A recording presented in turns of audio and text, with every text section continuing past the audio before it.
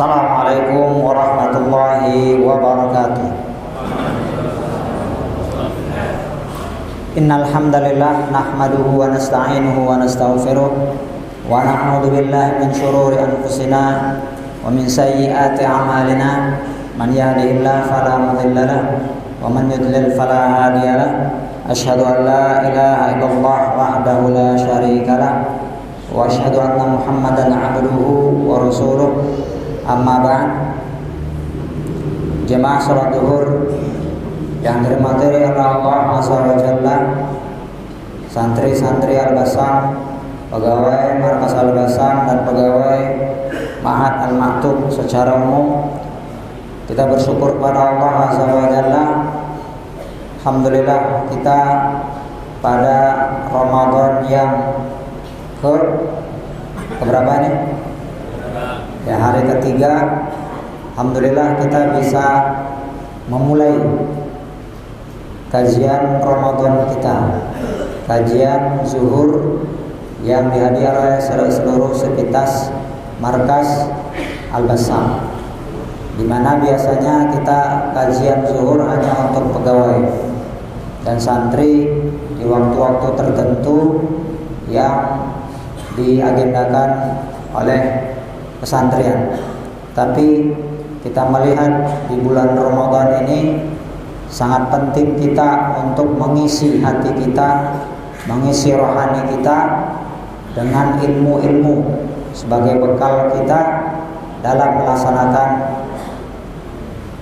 ibadah kita di bulan Ramadan, ibadah shaum kita. Mudah-mudahan dengan bekal ilmu, amal kita bisa dilaksanakan dengan benar sesuai tuntunan Nabi, dan kita bisa menambah pundi-pundi amal soleh kita sehingga menjadi catatan kebaikan kita nanti di akhirat.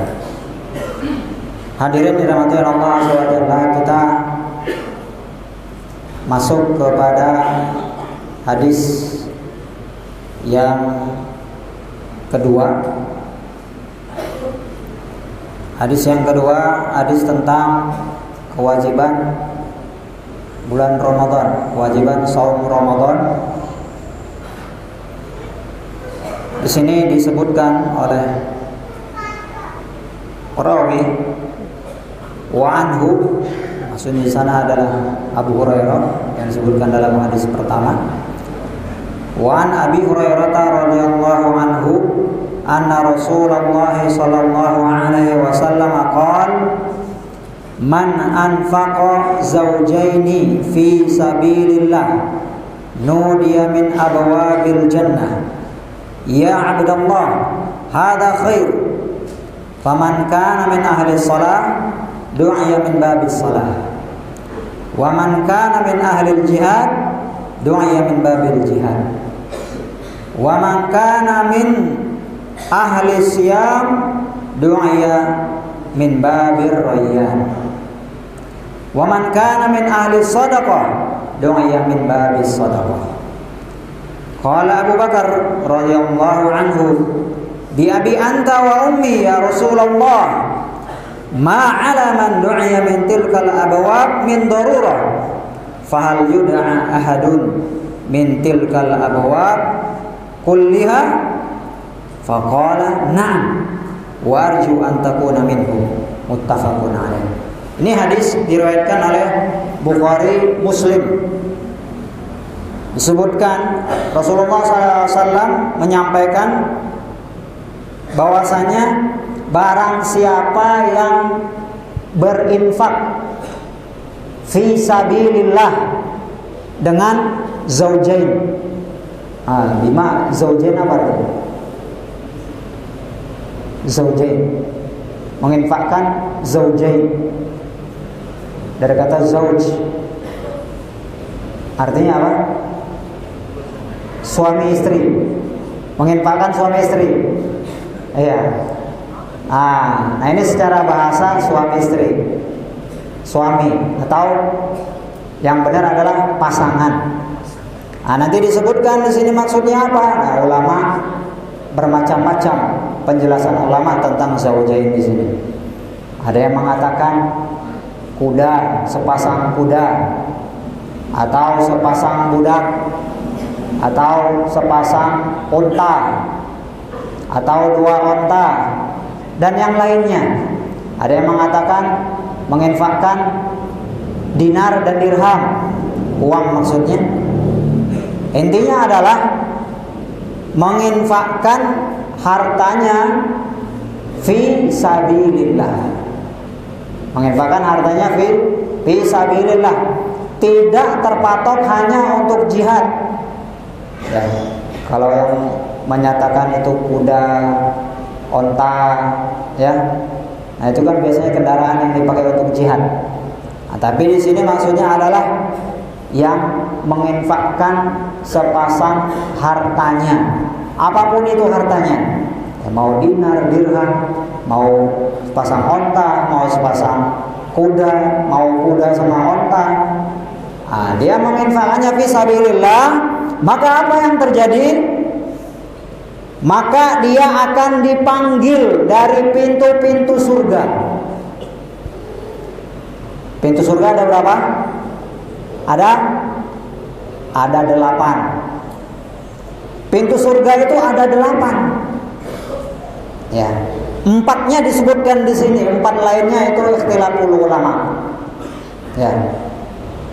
Nah, di sini orang yang berinfak fi sabilillah, maka dia akan dipanggil dari pintu-pintu surga itu, dari 8 pintu itu. Nah, siapa yang manggil? Malaikat. Dikatakan kepadanya apa? Ya Abdullah, hada khair. Wahai hamba Allah, ini hasil kebaikanmu. Ya, ini baik. Ya, ada juga yang menerjemahkannya dari pintu sini baik, dari pintu sana baik. Nah, semuanya sama. Intinya adalah hasilnya apa? Dari amal solehnya, dari infak fi sabilillah, itu merupakan sebuah kebaikan. Lalu dilanjut oleh Rasulullah SAW tadi infak. Orang berinfak fi sabilillah dari pintu mana saja. Ya. Nah, dilanjutkan, faman kana min ahli shalah du'a min babi shalah. Barang siapa yang dia ahli sholat, rajin sholat, ya, sholat wajib, terus dia lanjutkan dengan sholat-sholat sunnah, ya, qiyamul lail, kemudian dia sholat tahiyatul masjid dan sholat-sholat sunnah lainnya. Nah, ini namanya orang ahlus sholat. Maka dia akan nanti dipanggil dari pintu babus sholat. Dipanggilnya di babus sholat. Ya, ahli sholat. Selanjutnya, waman kana min ahlil jihad du'a min babil jihad. Barang siapa yang merupakan ahli jihad, orang-orang pejuang fi sabilillah yang berperang di jalan Allah, misalnya seperti saudara-saudara kita di mana? Di Palestina. Ya, saudara-saudara kita di mana? Di Irak, di Afghanistan. Ya, pokoknya di mana-mana saudara kita yang sedang berjihad. Tentunya yang pertama adalah dulu zaman sahabat Nabi SAW. Ya, zaman sahabat Nabi ahli jihad. Di masa Nabi, di masa sahabat, kemudian di zaman tabi'in, dalam zaman salib, perang salib. Ya. Nah, ini ahli jihad. Maka insyaallah taala orang-orang ahli jihad itu dipanggil di bab pintu jihad. Nah, tapi ini jihadnya harus benar. Kalau zaman sekarang kita banyak jihad yang tidak benar. Ada katanya jihad ngebom kantor polisi, ngebom hotel. Yang ramai banget dulu di Indonesia apa? Bom Bali. Kemudian apa itu? Hotel JW Marriott. Ya, itu temennya kakak kelas sana itu ada di kampung mana dulu. Sekarang nggak tahu kabarnya kemana. Ya, pelakunya. Ya. Semoga mereka bertaubat. Nah, itu jihadnya harus jadi benar. Ya, bukan jihad yang salah. Maka itu akan dipanggil dari bab jihad. Kalau jihad yang salah, ya maka mereka akan dihukum oleh Allah SWT sesuai dengan kesalahannya. Kemudian waman kana min ahli syam du'a min babir rayyan. Nah, kita sekarang nih, ini syahidnya sekarang dalam kita saum Ramadan. Barang siapa yang dia merupakan ahli saum, rajin berpuasa, dia saum Ramadan, kemudian dia saum sunnah yang lainnya, Ayyamul Bid, Arafah, ya, kemudian saum-saum yang lainnya, semua saum-saum yang sunnah, ya, yang saum yang sunnah ya, tidak ada yang saum yang tidak benar. Ada sekarang yang menamakan dengan nama baru, nggak sesuai, tidak sesuai ya. Yang ada saum Daud, nah, nggak ada saum Nabi lain, ya, saum Daud. Nah itu insyaallah taala itu masuk dari babur rayyan. Nah ini namanya rayyan, bukan babur saum ya. Kenapa disebut babur rayyan? Kenapa ar-rayyan itu alladhi yarwi atau yurwi? Kenapa? Dia melepaskan dahaga. Nah, makanya orang-orang yang saum itu masuk dari pintu yang melepaskan dahaga mereka. Babur rayyan. Khusus untuk orang-orang yang saum. Kenapa? Ini karena saum ini punya kekhususan. Ya, kan dalam hadis yang lain, mungkin hadis yang pertama disebutkan ya, illa saum, gitu kan? Ya. Allah akan melipat gandakan apa? Pahala sampai berapa? 10 sampai 700 kali, kecuali apa kata Allah dalam hadis qudsiynya? La saum, kecuali saum. Ini saum diistimewakan lagi, bedakan lagi. Dilipat gandakan oleh Allah yang kita tidak tahu jumlahnya. Begitu juga untuk masuk surganya, pintunya namanya pintu rayyan. Namanya pintu rayyan, bukan babu saum. Nah, jadi diistimewakan. Selanjutnya pintu yang keempat yang disebutkan di sini adalah waman kana min ahli shadaqah du'a min babis shadaqah. Barang siapa yang dia merupakan rajin bersedekah, dermawan, ya, maka dia akan dipanggil dari babus shadaqah, pintu sedekah. Ya. Nah, ini 4 yang disebutkan dalam hadis ini. 4 pintu surga. Ada 4 pintu lainnya seperti yang disampaikan tadi. Ulama berbeda pendapat dalam namanya. Ya. Jemaah rahmati Allah azza wa jalla. Ini hadis ini menunjukkan betapa banyaknya pilihan amal soleh dalam Islam. Ya, pilihan amal soleh dalam Islam. Maka kita tinggal pilih mana yang sesuai dengan kemampuan kita. Ya, kita lebih condongnya ke sholat. Kita misalnya nggak punya uang, nggak bisa bersedekah, maka sholat mudah, saum. Kita nggak punya fisik yang kuat, lemah, sakit-sakitan, nggak bisa jihad, punya uang, sedekah, infak fi sabilillah. Ya. Kita mampunya saum, nggak punya uang, susah bangun malam, saum. Macam-macam. Ya, silakan. Ini Allah berikan pilihan-pilihan kepada kita sesuai kemampuan kita. Yang lebih baik adalah seperti yang dilakukan oleh Abu Bakar, masya Allah. Dia mengumpulkan semua kebaikan. Karena dalam suatu hadis, ya, jika terkumpul suatu amalan ini, maka dia akan masuk surga. Itu Nabi menceritakan tentang siapa? Tentang Abu Bakar radhiyallahu anhu. Abu Bakar kita jadikan teladan bagi yang mampu seperti Abu Bakar. Kenapa? Abu Bakar suatu ketika, nah ini pelajaran bagi kita semua dalam kehidupan sehari-hari. Ya, santri dalam aturan-aturannya yang dilaksanakan oleh kesantrian, oleh markas, begitu juga pegawai. Misalnya ada absensi, diabsenkan.